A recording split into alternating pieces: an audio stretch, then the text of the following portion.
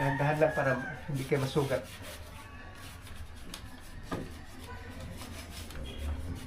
So, kita nyo, cute yung aming bintana, no? Maliit lang. Maliit lang kasi yung bahay namin. Ito yung ano yun, kumbaga second floor namin. Yan. Tapos ito yung veranda namin. Yan. Open din yan. Nilagyan ko lang ng plastic para hindi makapasok yung lamok. Kasi dito paggabi, ito yung pinto. Bukas yan. Kasi pag mainit, may hangin papasok. Kaya nilagyan ko lang ng plastic na transparent. Pero nakakapasok din yung hangin yan. Yan. Tapos ito yung tuyo na pangpunas ulit para makintab siya. Bublihin natin. Kasi minsan pag trabaho ko kasi Monday hanggang Friday, so minsan hindi ko nalilinis doon dahil gusto kong magpahinga dahil sa work namin. Palagi akong nasa labas ng opisina, so kakapagod minsan, lalo pag mainit, marami kang pupuntahang lugar. So trabaho ko kasi ay messenger. Alam mo yung messenger, maski saan lugar nakakarating, pag may inutos sa labas, lalo na pag mainit ang panahon o kaya maulan, so gamit ko ay may service kaming motor. So dalawa yon. Ina-alternate ko na lang every 2 weeks. Ginagamit ko yung isang scooter, tapos yung isang scooter naman after 2 weeks para magamit. So mini-maintain ko rin yun para palaging pag umalis tayo, palaging safe. Sa atin pupunta kailangan bago tayo umalis, lalo na yung mga nagmumotor, i-check natin palagi yung ating motor kung may gas o kaya yung maintenance dapat palaging mini-maintain. Kasi nga minsan biglang magka-problema, so hindi natin alam kung kailan darating. So kailangan palagi naka-check at palaging ingat sa pagmamaneho, lalo na pag motor. Kailangan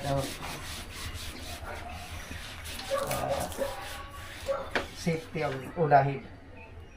At ito yung aming TV, so punasan ko na rin. Nakadikit lang to sa dingding. Ayan. Ito naman yung aming alaga, si Milo. Ayan. Ito yung kurtina namin, tinanggal ko. So malikabok yan, Milo. Ano yun yan? Ito kasi malikabok to eh. So lalaban pa yan. So malinis na yung itong jealousy. Ayan.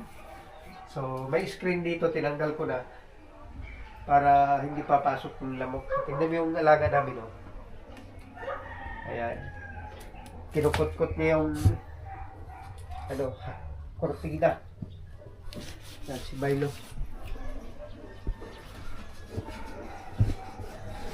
So bahay talaga pag hindi nalilinis, malikabok. So minsan tinatamad maglinis, gusto na lang pahinga. Pero ngayon na sinipag, so lilinisin. So, ito pa yung isa, guys.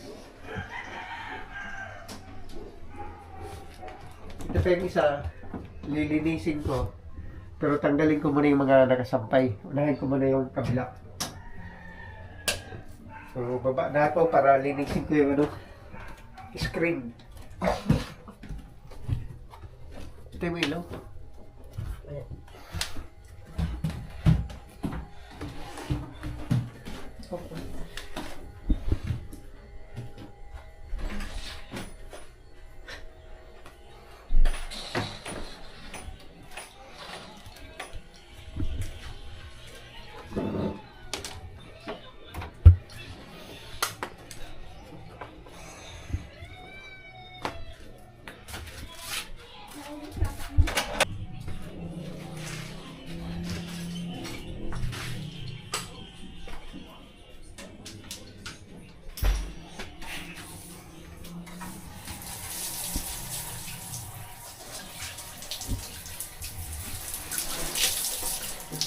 Kabuk po.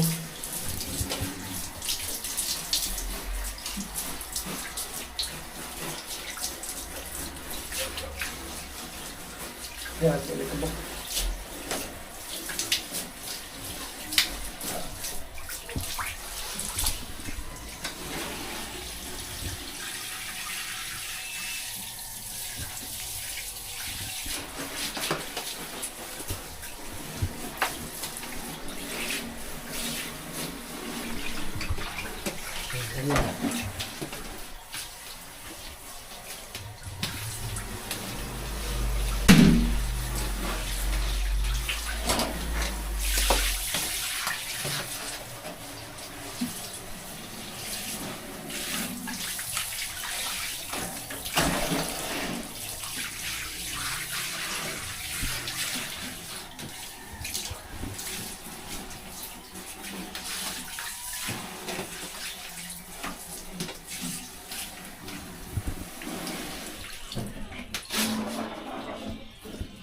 Una.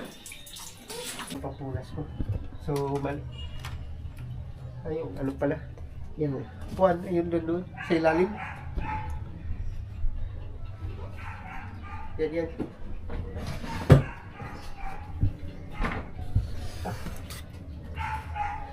Mababa kasi ako, kaya gamitan natin yung puan. Ito, may tali daw. Kasi nalalaglag to eh. So, ito lang, ganito palagi. Mahirap kasi pag hindi nalilinis. Mano yung alikabok. Tumatambak. Si Milo. Lalo na ngayon summer. Sunod. Summer kailangan pag mainit ang panahon palaging bukas yung bintana.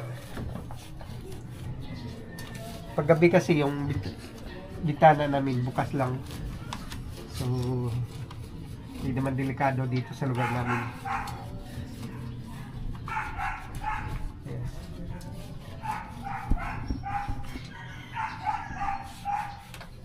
Kapal lang bibig.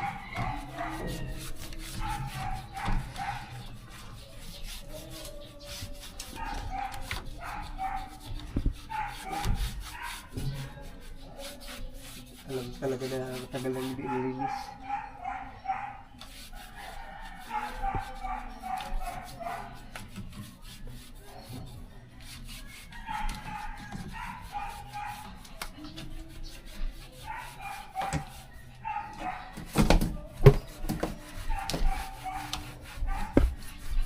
Labis na ba?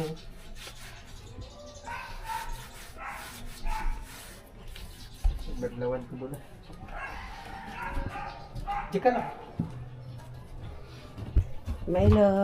Milo, lika dito. Oh, Milo. Oh, si Milo. Milo, come.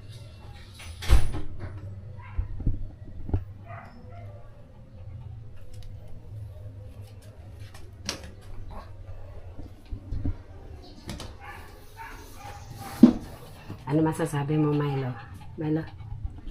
Oh, si Milo, oh, bait-bait ng Milo namin. Halika dito, baby. Oh, tatakpan mo na naman ako. Ano masasabi mo, baby? Ano masasabi ni Milo? Ha?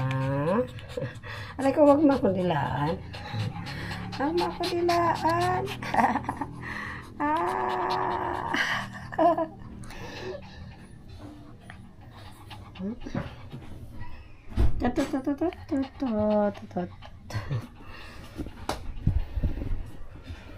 Yan, mas paparik.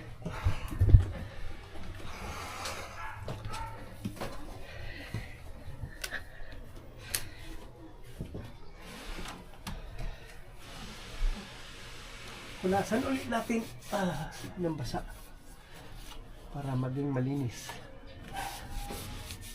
Pag malinis siya, maliwanag tingnan.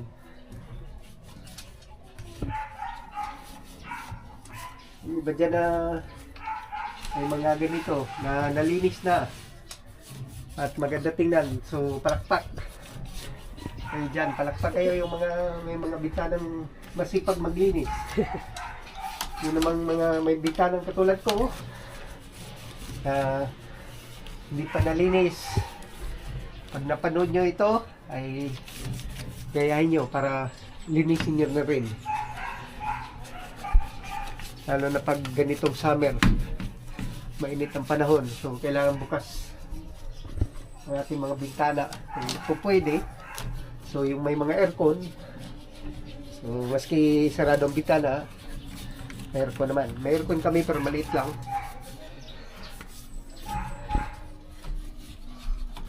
Steady mo daw yan. Ito na din, napaikot-ikot. So, konti na lang. Yan. Matatapos din. Tsaga-tsaga lang. May time. Minsan, pag may internet ka sa bahay, katulad sa amin, parang palagi lang nakababad sa internet. Pahinga mo na. Kasi minsan, guys, totoo lang. Ito, usapang ano lang. Usapan lang. Sa akin lang to. Minsan, pag dito kasi kami sa bahay, walang pasok. So, minsan, wala ang magawa, di ba? Sa loob ka lang ng bahay. So, palagi lang kaming gumagamit ng internet. So, yan lang kasing libangan ka dito sa Maynila. Ewan ko lang sa iba, ha? Sa akin lang. Sa amin kasi, dito kami sa Maynila. So, pag walang pasok sa opisina, wala namang pupuntahan. So, dito lang sa bahay, sa loob lang kami. So, ang pinaka libangan lang namin, pampalipas oras, ito maglinis, maglaba, gagamit ng internet. So, ganun lang, paikot-ikot. Kaya pag dito kasi ang Maynila, nakatira, so, diba, pupunta kayo ng Maynila, pag dito kayo titira o magtatrabaho, so marami kayong ma-experience sa buhay na hindi nyo na-experience na nasa probinsya kayo. Nasa atin sa probinsya minsan, diba, pag wala tayong pasok sa trabaho, pwede tayong lumabas ng bahay. Sa bahay kasi, tulad sa amin sa probinsya, paglabas mo ng bahay, siyempre malawak yung lugar namin, malawak yung bahay at yung siniterikan ng bahay namin malawak, so pwede kang lalabas at magmarites sa kapitbahay o kaya pasyal-pasyal sa loob ng baryo nyo at pupunta sa mga kaibigan nyo. So alam nyo naman siguro yung mga taga-probinsya o ano yung buhay sa probinsya, diba? Pero pag dito ka sa Maynila, so minsan yung kapitbahay mo hindi mo masyado kilala, hindi kayo masyado madalas nagkikita. So dito parang walang pakialaman sa buhay ng may buhay. Huwag ka lang marites. Na makialam ka sa buhay na may buhay. Hindi katulad sa probinsya na ano, kasanayan na maraming kakilala, halos lahat mga kapitbahay at kababayan mo, kababaryo, kilala mo. Pero dito, minsan kilala mo lang sarili mo. Kaya pag nandito kayo sa Manila, na-experience yung hirap ng buhay o sagana ng buhay. Depende sa trabaho nyo.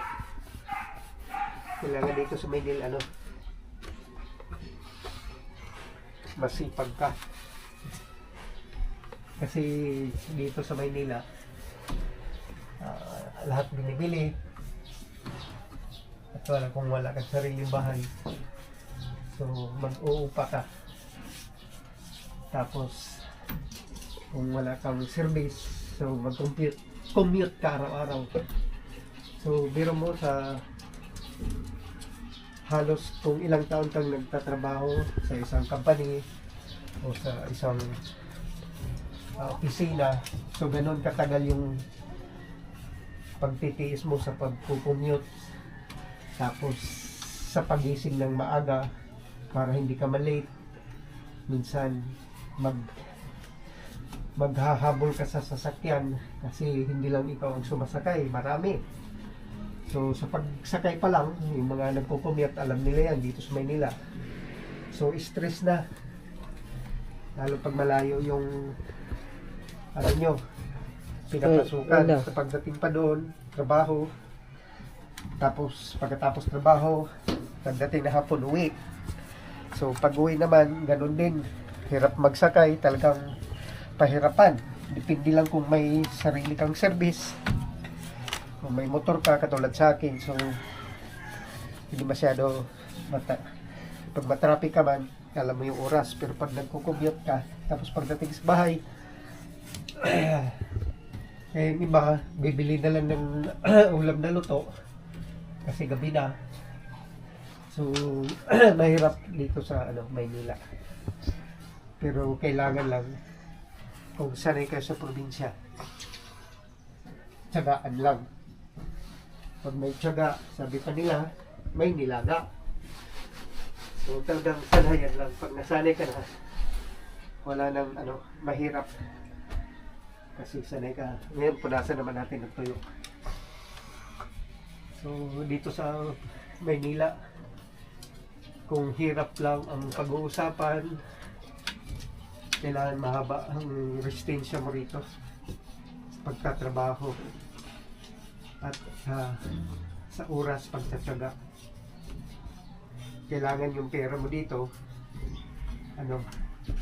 lahat ng bagay ay nakabudget. Kasi pag hindi nakabudget,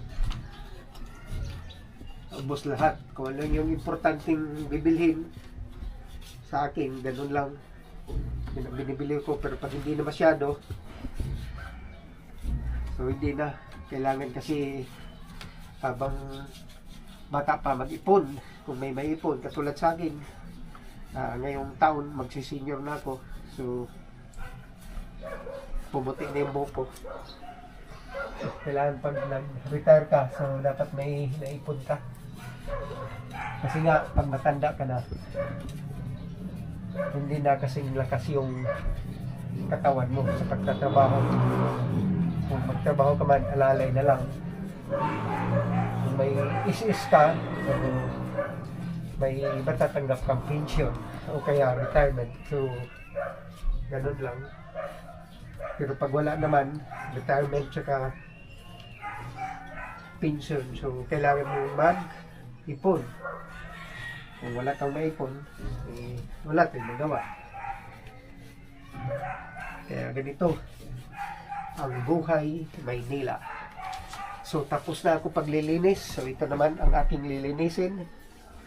Ayan. Thank you. Sana may nakuha kayong mga idea kung gusto niyo magtrabaho dito sa Maynila. Kailangan matyaga ka, masipag, hindi ka namimili ng trabaho hanggat may panahon, lahat ng pwedeng pasukan na marangal at magandang oportunidad, gawin nyo. At palagi lang magdasal kay Lord.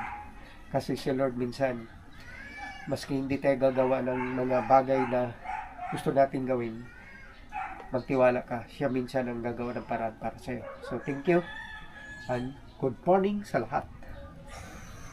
So ito naman aking linisin sa baba. So that's all for today's video. Cleaning pag may time. Subscribe Cleaning pag may time. Subscribes. my channel. Si Milo. Alex. Asan si Milo? Yan. Asan si Milo? Ayan si Milo. Kay Milo. Anong pakita?